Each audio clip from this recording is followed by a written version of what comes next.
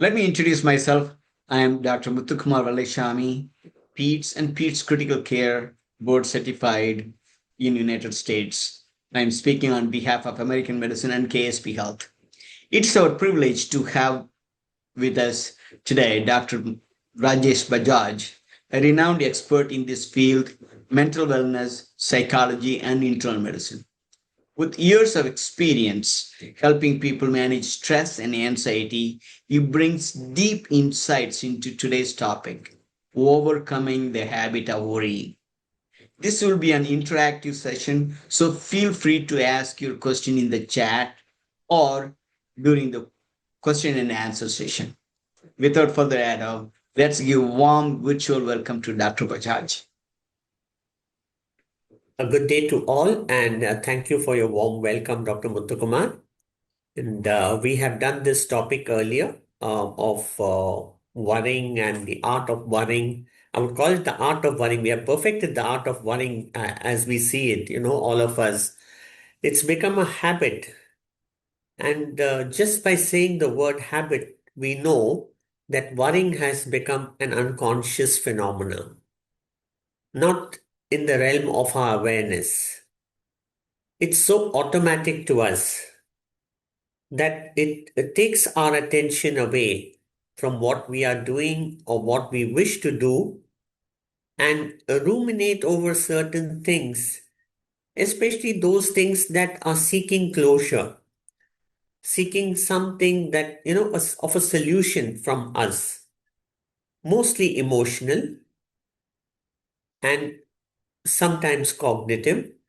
So, till such time that we find a closure to the matters, personal or professional, and any realm of life, we keep thinking about it. It's like an automatic record that keeps playing itself on and on for us.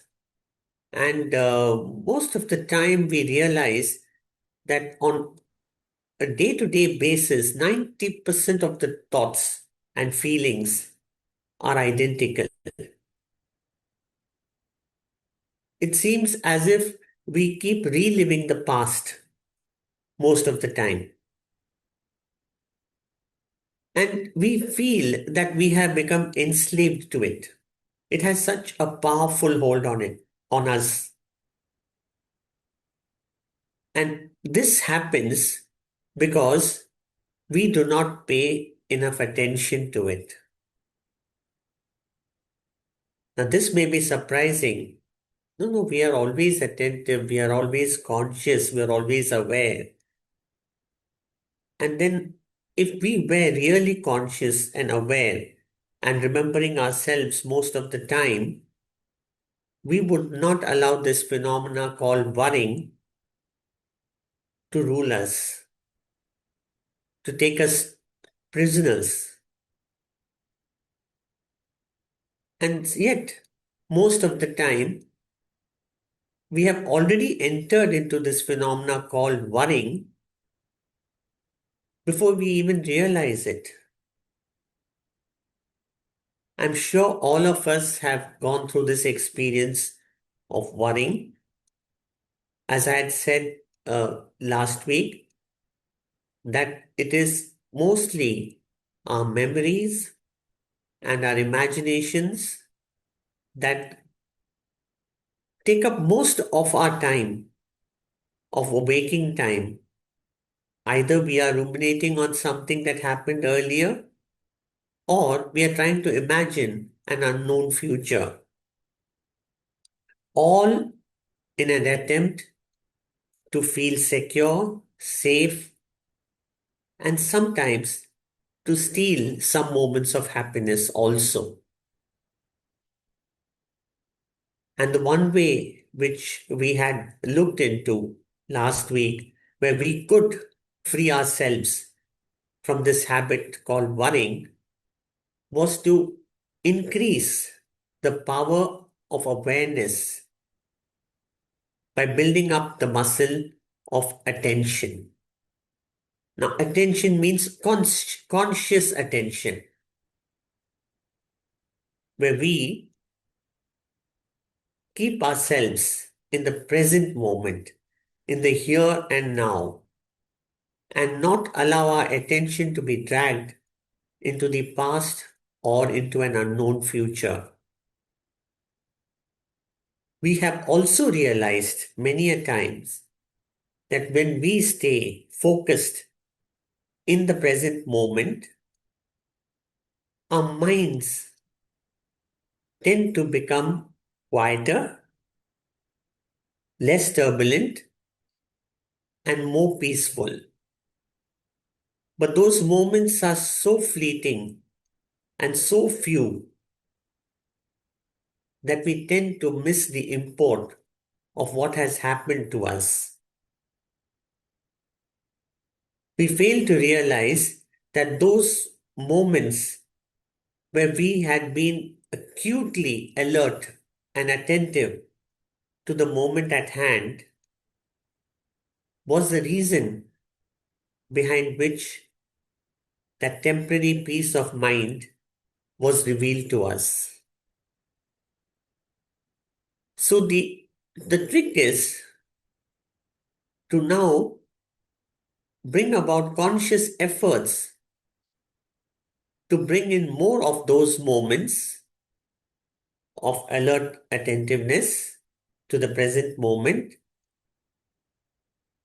by putting in efforts, conscious efforts through our free will to stay as long as possible in the moment that can remove this tendency of the mind to hijack our attention into the past and into the future and keep us in this cycle of worry. So this was in a small synopsis of what we had looked at last week together, taken a journey into understanding how to overcome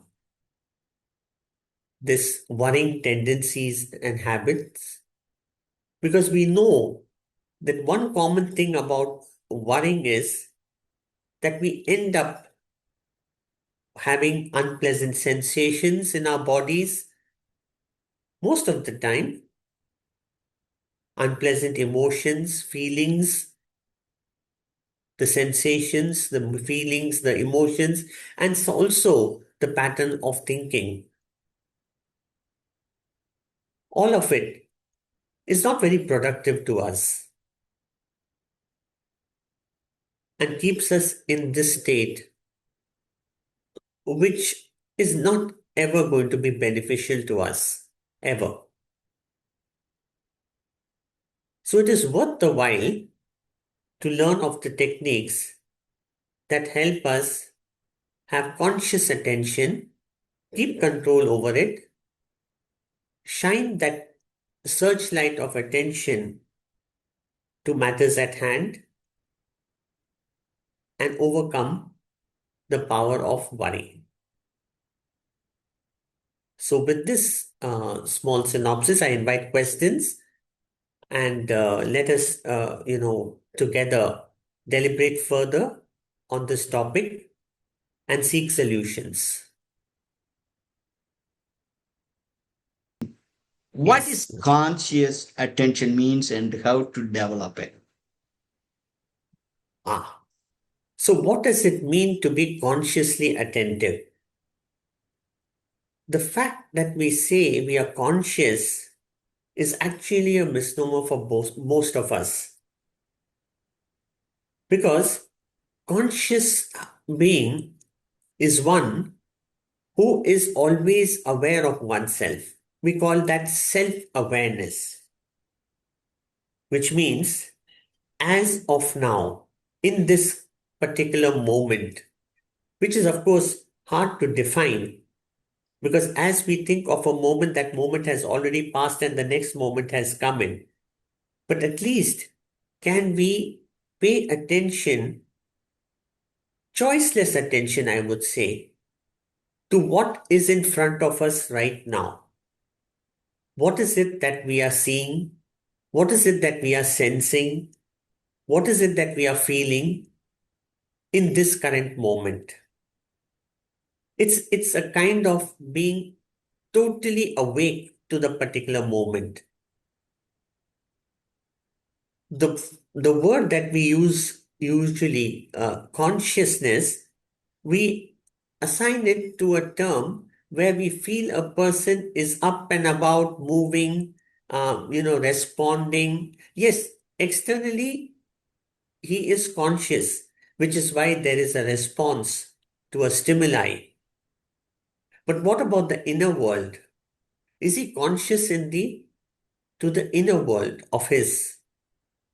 Because most of the time there are, patterns of thoughts, feelings, sensations that are taking up his attention and keeping him in that realm rather than what is actually going on outside of him at this point in time. He's oblivious of it, thinks that he is aware of the current moment, whereas he is already been snatched into feelings and thinking of what has already passed. And later, when he realizes or comes momentarily to the current situation at hand, he thinks that he had been in the current moment by bringing the past into the present. And therefore, it this uh, this moment of consciousness in the present moment eludes him. We are not even mostly aware that we are not in the here and now. Here and now, if I were to try to describe the inner phenomena that a person would feel who always is in the here and now, he would say that his mind is quiet because the mind can only think of something that has already been experienced. So thoughts come to us to define something that has already gone by, that has already been experienced by us. And of course, the mind has the capacity and the capability of projecting something known by extrapolation into the future through what we call guesswork and speculation. And that is the realm of imagination. So, is there a space in the mind where we are neither in memory of things gone by or in the realm of imagination where we are trying to extrapolate the past into the future? Everything is happening in the current moment. It is in the present moment that we are either ruminating of the past or imagining a future. And when we are in the clutches of these two attributes of the mind, we have lowered our awareness of what is happening to us right now. And therefore, the mind seems to be always cluttered with thoughts and feelings, which also sometimes give unpleasant sensations in the body, which seems to be as if this is the way of life. And we call ourselves being conscious. And as long as we allow the mind to run us by taking it to matters of its own making, it has robbed us of our ability to be conscious to the present moment. And one of the things that happens in such a state of unconsciousness, I won't call it, I'll put quotes within unconsciousness, because we will claim, no, I am conscious, I'm able to see you, I'm able to hear you, I'm talking to you, I'm responding to you. So by medical terminology, I am conscious, but I would say relatively conscious, because it has been described that when one is truly conscious and attentive to the current moment, to the present moment, he has a mind which has a quality much, much different than what we are used to experiencing. A lot of clutter, a lot of noise, sound, and filled with things that do not allow us to savor the moments that pass by in the here and now. I hope I've been able to shed some light onto this question of yours, Dr. Muthukumar. Thank you so much. Appreciate it. And sir, can you introduce where are you from and what kind of practice you do? Well, I, I'm, Go ahead. Go ahead, I'm sir. a Dr. Raghunath. I'm a pediatrician practicing in a place called Adoni in Andhra Pradesh. Okay, excellent, yes, sir. Dr. Good evening to you, Dr. Raghunath. Good evening, sir. And yes, I am a physician with an MD in internal medicine from Madras Medical College. And I have a consulting practice of my own, independent consulting practice. And through the years of practice of over 30 years now, I have come to realize the power of the mind in the patient's ability to either remain healthy or diseased.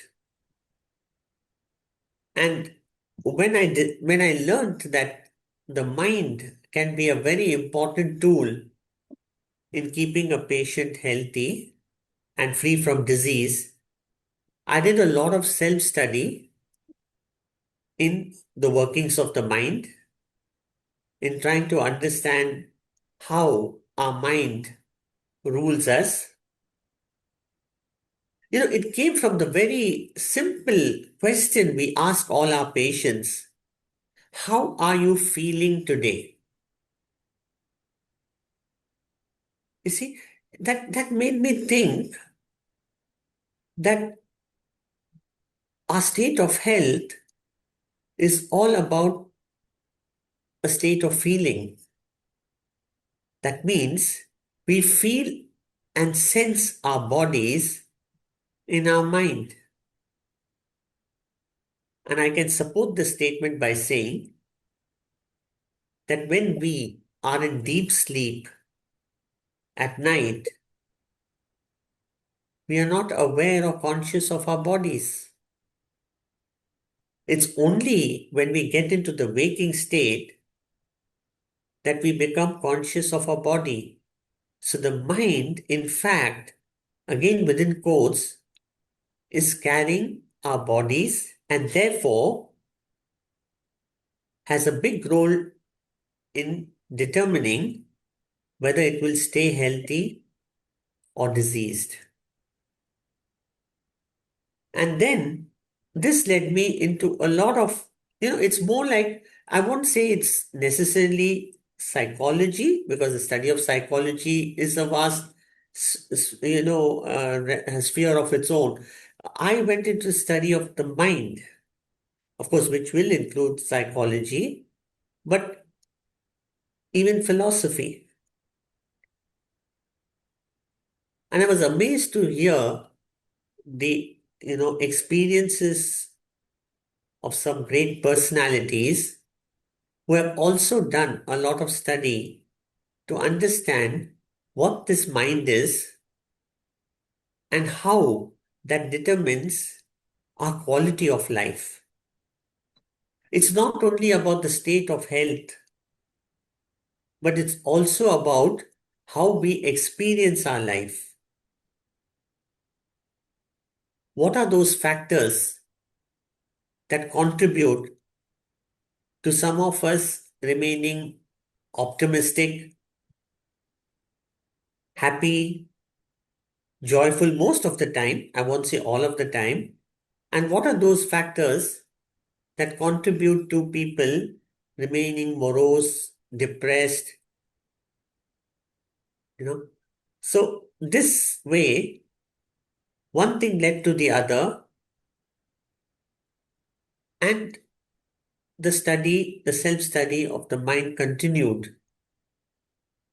And this is how I became interested in the mind, because I thought the roots and the seeds of health, of well being, as we know, lie in the realm of the mind.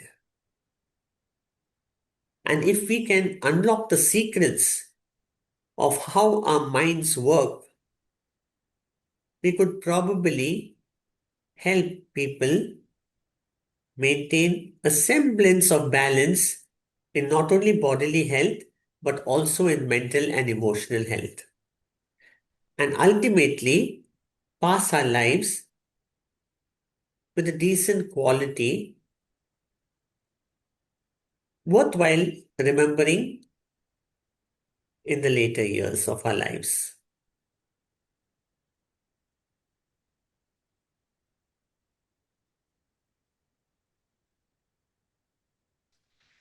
The next question from Dr. Devendra Sureen. I hope I am pronouncing it right. Kindly explain relationship between sleep hours and worry. From Devendra Sureen. Yeah. Yeah. Thank you for your question, Dr. Devendra. Very good question. I'll come back to what happens to us during sleep. In fact, we are beings that are constantly going through three states cyclically, day in and day out. One, of course, we are all familiar with, and the state in which we all are now is the wakeful state. The other state is the dreamless deep sleep state. And the third interim state is the state of dreams that we all have. Worry is a phenomena of the mind. It is a working of the mind. So worry generally, as felt by us in the form of unpleasant sensations, feelings, and thoughts that are not conducive to our well-being, these three are generally felt in the waking state when the mind is very active. But once we have entered into a state of dreamless deep sleep, because in this state, the mind has resolved itself completely. It is neither carrying the awareness of our body or even of our being. In state of deep sleep, can we ever say, I am, I exist? Though very subtly we have this sensation that I am, because this entails us to have a subtle memory of that phenomena of deep sleep, which we recall the next day when we say, I slept well. So there's a fragrance of the I remaining in the state of dreamless sleep, which is called the deep sleep. But apart from this sensation of I being there or existing, all other workings of the mind, be it thoughts, feelings, emotions, sensations of the body, even sensing the body, that I have a body, is absent. And therefore, in that state, we get a temporary relief from worry. Thank God for it, because it serves as a balm for the constantly worrying mind and body, which has to take the brunt of it. The interim period that comes where the subconscious mind is said to have become activated is the dream state, which has a different, attributes of space and time, not akin to that which we experience in the waking state. It has its own unique time zone and space. But then we do experience things through what I would like to call a dream body, where we experience people known, unknown. We have certain experiences which we may not be able to explain logically, but we do feel a lot of emotions which makes us feel that it is actually and really happening to us. We could possibly worry in the dream state too. Some of the unresolved worries of the waking state may rear its head up in the dream state. Also, trying to find a solution. As I said, worrying is a phenomena that the mind adopts when it feels that something has been left unresolved. Some work, something, some emotions, some understanding. I have not made sense of it. It's not getting resolved. I'm not able to make peace with it. And therefore, it will go on churning it till it can make sense.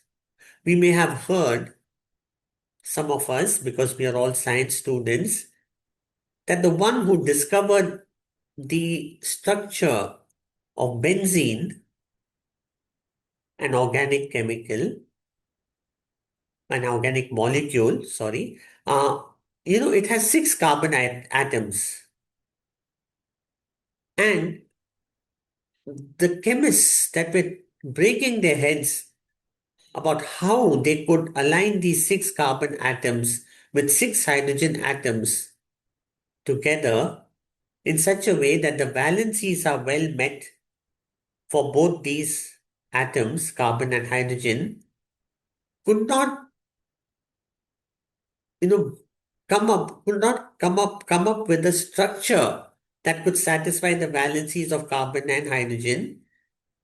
I forget the name of the one who ultimately found it, but he kept ruminating about it in his waking hours, consciously trying to, fit in a structure of six carbon atoms and six hydrogen atoms so that he could get a stable chemical structure for benzene. And he was so immersed in it, where he could not find a closure for it, he was totally invested in finding the structure. That, where he found it, it came up in his dreams, where he got a symbolic dream of a serpent holding its tail in a hexagonal structure. And that dream woke him up in the middle of the night.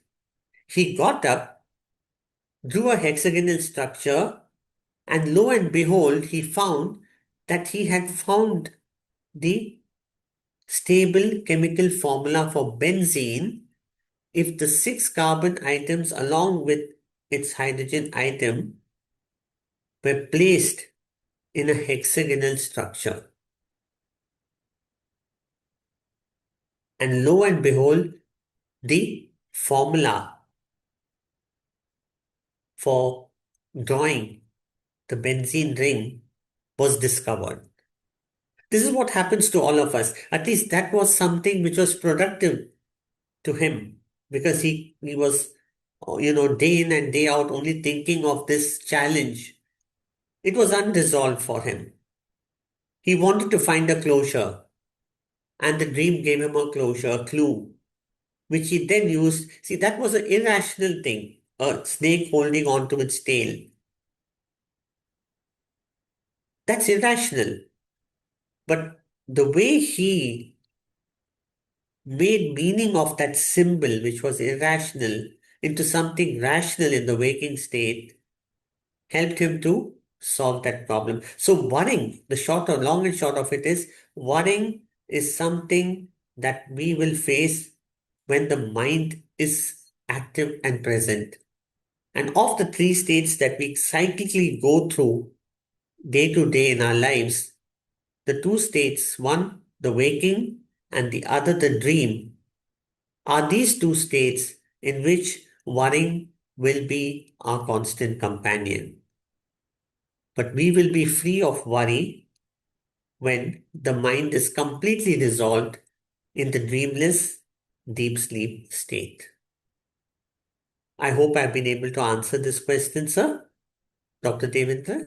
Most of us, or at least from my standpoint, if we come across work related difficulties, like things happen in the workplace, especially from your boss, from lower rank, you usually don't have that issue. The worry comes when there is a pressure on you, the expectation of the boss is sometimes you do not even know what he expects. And one thing we know that he is unsatisfied, worry about your own being, meaning holding to the job, and how to address it, or should we ignore it till it becomes very apparent? It's a very good and very practical question, Dr. Muthukumar. Uh, the vagaries of life are immense. The unpredictabilities that we face day in and day out is something we live in. We could say we are constantly faced with chaos all around us and within us too. Now, one such instance that you said that, we are not able to meet the expectations of the boss because we find him very unpredictable and we do not know what he will ask of us next and whether we will be able to fulfill his expectations because my job depends on it. So, yes, our mind is likely to be in the grip of what we call an emotion, fear, which again will not allow us to remain in the here and now. Fear is likely to take our mind to the past instances where, we did not meet the expectations of the boss and therefore make us feel diffident, incompetent, project it into the future as a possibility for this continued poor performance, the reasons of which will be told to us by our mind that we are ultimately going to lose our jobs. How do we tackle such a situation? This is where, if we remain alert to the present moment, by not allowing these emotions of fear, panic, anxiety to take us into the realms of the mind which are unproductive, which are definitely not solution oriented, if we remain alert to the possibility of trying to understand what the boss really wants of us at this point in time,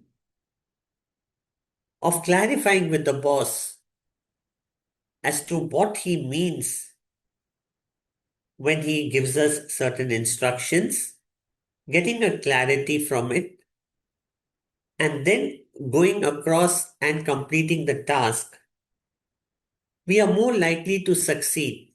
Because when we keep our mind blank of things that happened in the past and of things that could happen in the future, we see that we create in our mind a space that is silent and more peaceful and more accepting of things that are being told to us. So we are now in a better position to understand what he wants out of us really. Because otherwise, if we allow the mind to dictate things to us, the instructions that he gives us, we will try to identify it with something that he has done in the past, and therefore misunderstand the requirements of the boss. The instruction may seem similar to what he had given in the past, which we may not have accomplished well for him to his liking. But if we link things or get identified with things that have happened in the past, then we are likely to run the same story that we did in the past and end up with the same unfavorable result. There's a saying, seek first to understand before being understood. So, in this state of quietness, of stillness, of openness, without being contaminated by the past and the future, if one receives instructions, clarifies, and gets a clear understanding of what is required, then that person gives himself the power to execute a task successfully. So instead of being waylaid by emotions and feelings that are unresourceful, like I said, anxiety, fear for the future, anxiety about the past, don't allow them. They will come to you. It has become second nature to all of us now. It is natural, it is humane to have them. But watching them for some time, not responding or reacting to them, allowing them to wash themselves over you without responding to them, we will ultimately reach a state of mind which is free of these emotions and feelings which rob us of our attention to the here and now. Because success, first of understanding, and success, therefore, of executing something that we have understood well, lies in this moment only. Therefore, the importance of remaining calm and quiet in the particular moment and receptive to what is being said without comparing notes to the past or trying to visualize an unknown future or an uncertain future. There are This could be two. one of the techniques one can use to bring down this chaos and the sense of unpredictability.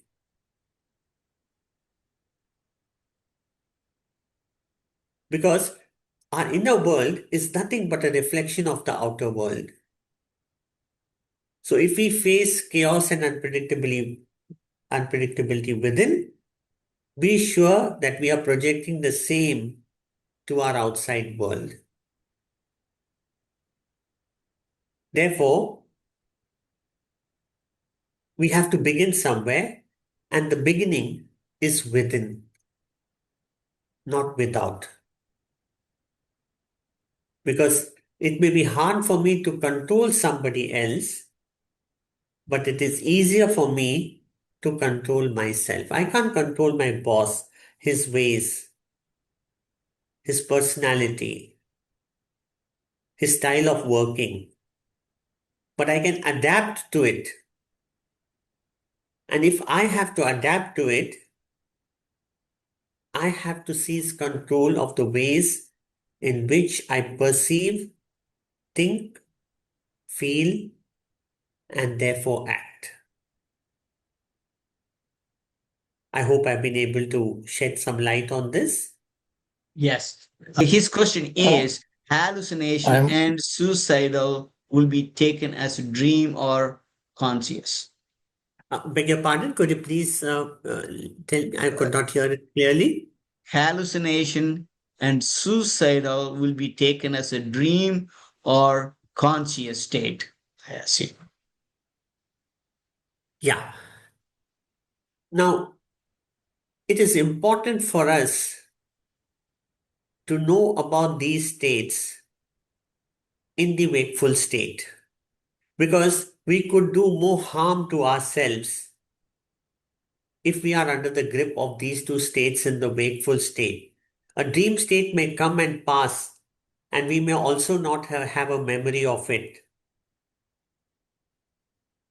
So, the importance of these two states happens in the wakeful state when we tend to be hallucinating, which means we are seeing and hearing things which are not actually in front of us because others don't validate those events or phenomena that we try to explain to others. And of course, suicidal thoughts and feelings are again something that happens to us in the wakeful state. So, the consequences of these two are important when they haunt us in the wakeful state. Because the unreality of a dream ultimately dawns on us when we wake up. Ultimately, it dawns on us. So we don't give so much importance. Like, I may have had a dream where I felt I was hallucinating or having suicidal thoughts.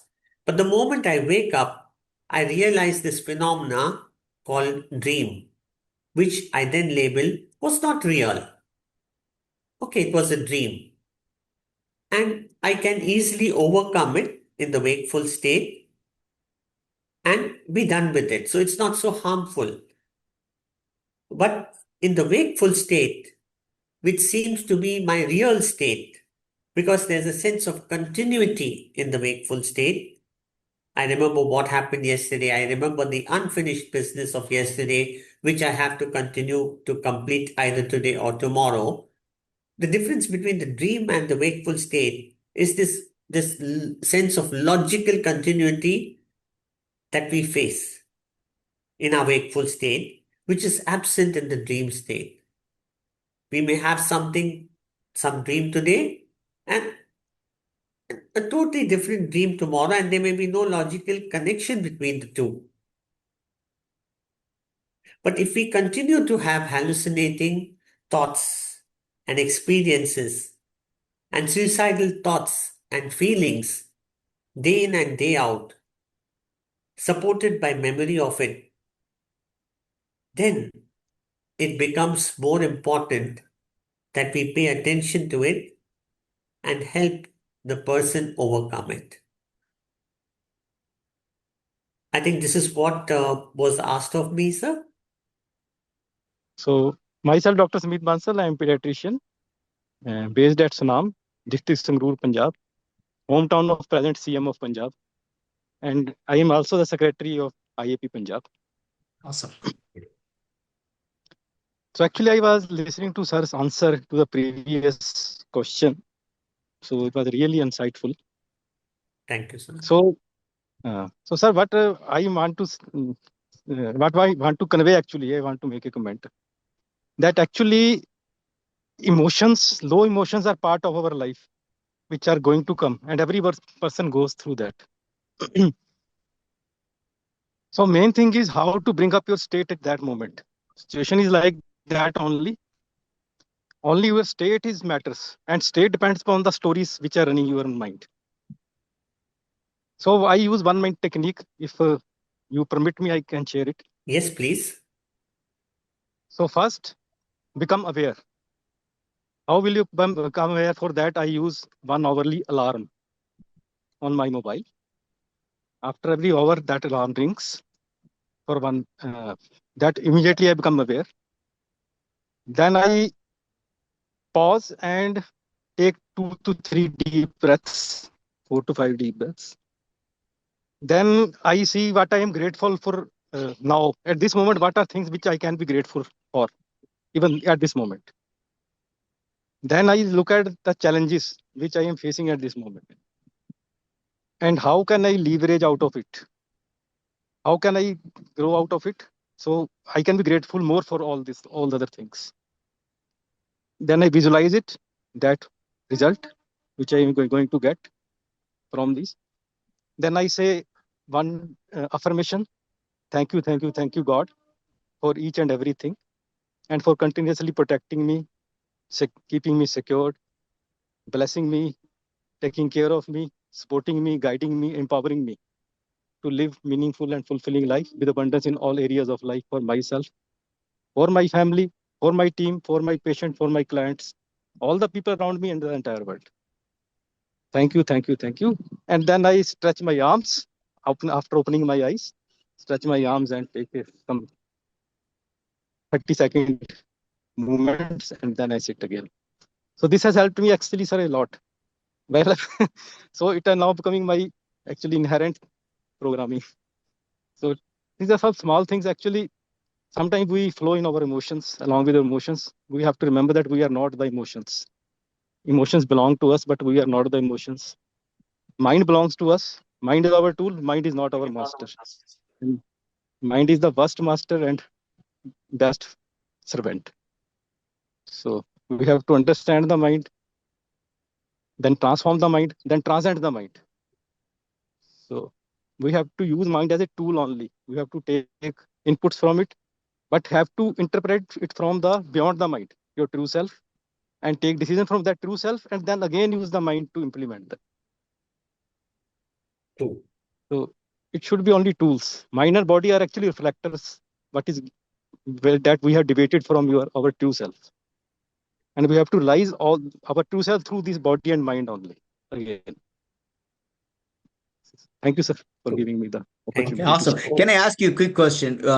How long you are practicing this one? You said every hour, or I just wanted to. Every hour means for in the waking time. In the waking time. Okay. For how long means when did you start? At the age of 30, 40, or even earlier? Sir, actually, I was, you can say, around about the age of 31, 32. I had inclination towards these things. But I became active, you can say, after 45. I still actually started practicing it. Now I am 50 plus. So it is actually important that these things are told in the teenager itself, because I'm a pediatrician. So when I'm working with the teen and their parents, and introducing these things to teens also. Awesome. Excellent. Thank you so much. You had an early Thank awakening. you. So, Thank you. yeah, Dr. Bajaj. Yeah. Yes, excellent. So you have shared one of the techniques that was nice, and you see, the technique should suit the temperament of the individual. Yeah, We should know what are our strengths and then work on those strengths in our yeah, personality to know how to reach that end goal yeah, and use the technique that suits us, yeah, that resonates with us, yeah, and therefore sticks with us and stays with us as we trudge on with those practices. yeah, Of course, the main essence of what was said is to develop a deeper sense of awareness, yeah, of remaining conscious in the yeah, here and now, to the present moment, and mm, use something. We tend to call them, use an anchor, which yeah, will bring us to this present moment. Like yes, Dr. Bansal said, he uses an alarm on his cell phone every hour to bring him back into the moment. We can use some of the sensations we feel in the body as an anchor, as an all too familiar anchor that can make us realize, oh, I have gone into the past. I may catch myself clenching my fist because I'm having an unpleasant memory. And I can consciously decide that whenever I feel a sort of a tension in my body, or feel my muscles contract, or a sense of pain occurring to me on my shoulder, on my, back, on my neck, use that as a, a sign Hmm. to help me understand. Well, I have again run back into that painful memory of the past. Hmm. I'm trapped there. My whole attention, my whole consciousness is vested in the past now. And therefore, I'm not in this moment. I'm not in the present moment. Yeah.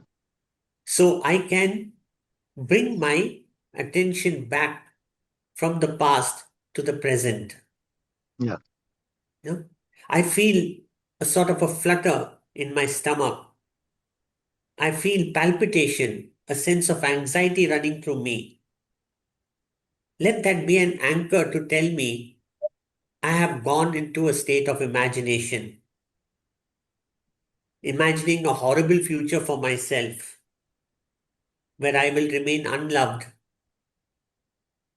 for instance, or in penury, whatever seems to be catching, our attention at that time. Catch ourselves, stop ourselves short from staying there in that imaginary future in imagination. Bring ourselves back. That can be another anchor that we can develop to tell ourselves that I have slipped away from the present moment. And in this way, through constant practice, I can get my attention back to the present moment. And this is like developing the muscle of the instrument called attention. Yeah. Everything needs practice, Yeah. persistence. So consider this as mental gymnastics. Yeah. Mental gym. As if going to the gym. We go to the Hmm. gym for the physical body. Let this be the mental and emotional gym Yeah. where we use our free will to bring our attention back when it slips into the past, that is the memory, and runs away into the future, that is imagination. Yeah. Keep these signals always there with you at the back of your mind, which give you a clue as to where you might have slipped or where the mind might have taken you, and force yourself back into the present moment. And then consciously, with effort, try to remain in the present moment as long as possible. And with constant practice and perseverance, we will see that we are able to remain in the present moment for longer periods of time and with Yeah. greater success. Because this is where true peace and happiness lies. And all the creativity occurs from here only. Absolutely. It is like a nothingness full of potential, Yeah. Infinite possibilities. infinite possibilities, as you said, sir. Because from nothingness, infinite possibilities are possible. Hmm. And you'll be surprised at what creative solutions you can come out with, what out Yes. of the box solutions you can come out with Yeah. for obstacles you thought were insurmountable. Yeah. Because we were always biased through the results of our experiences in the past.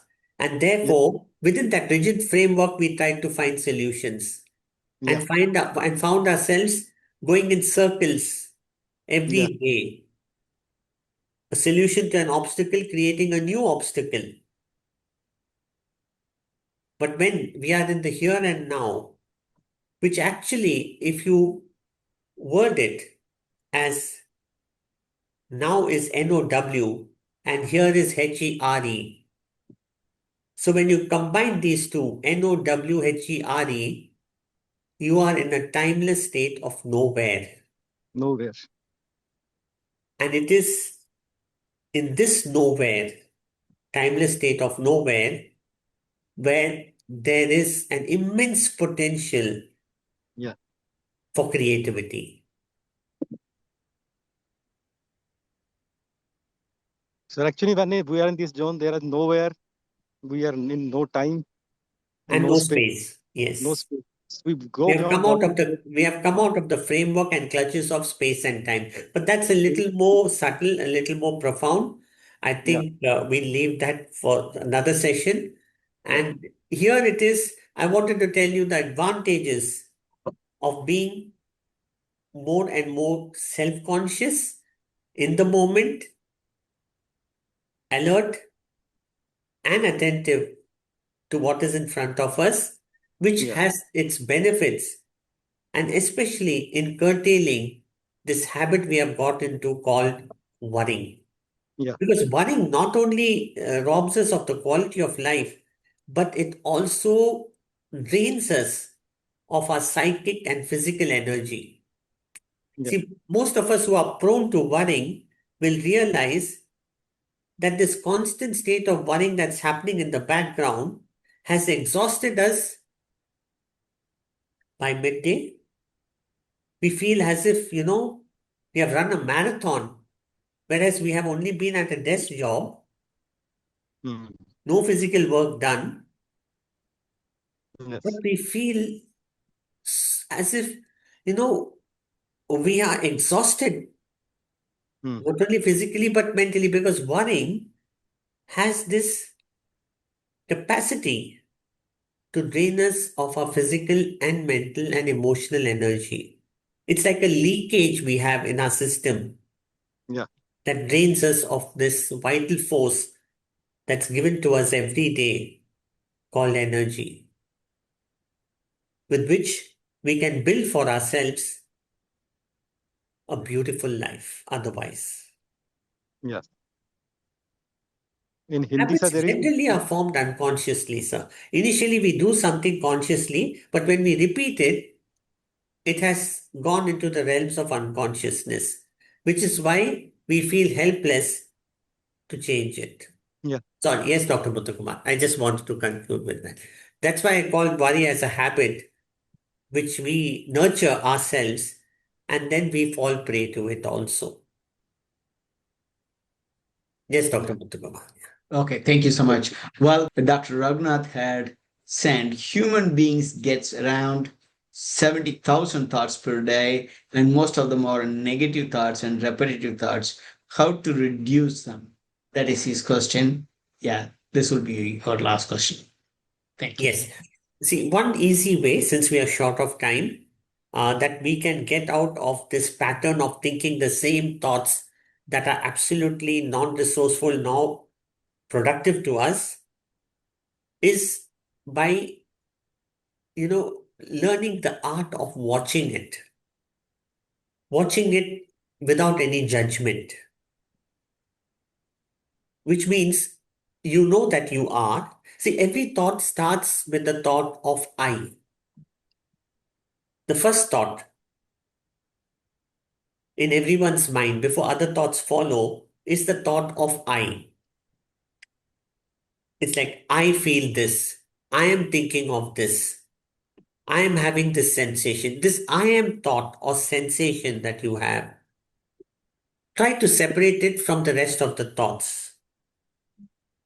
Allow this thought of yourself, your identity, your existence, which is I am, to take a step backward and watch non judgmentally all the other thoughts that pass through our mind. Which is why we, in the first place, know that we are rethinking the same thoughts we thought yesterday. How do we know? We know it because those thoughts are running at the background of something which is changeless.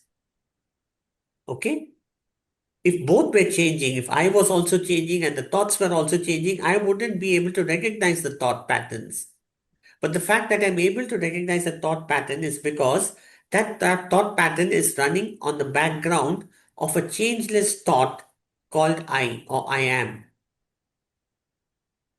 So allow yourself to witness or watch those thoughts run by. And it has been said, by just turning this flashlight of witnessing and watching those thoughts and unproductive emotions, they lose their hold on us. And you'll be surprised at one point, through constant practice, of course, at one point in time, you will realize that they are loosening their hold on you. And that you could, at one point in time, even be free of them. And consciously then, through this thought called I, which is the original thought, you can infuse positive thoughts and positive feelings into your psyche. It's a practice of sorts, but it works. And like everything else, it needs practice, constant practice. Yes, Dr. Mutra. Thank you, sir. I Thank hope you. Thank you. it has shed some light on the question. Thank you, sir. Thank you. Thank you, everyone. Appreciate your questions. This is a great session. Thank you, Dr. Bajaj, for giving us Thank you, Dr. answers. And we will meet in another instance. And again, have a wonderful evening.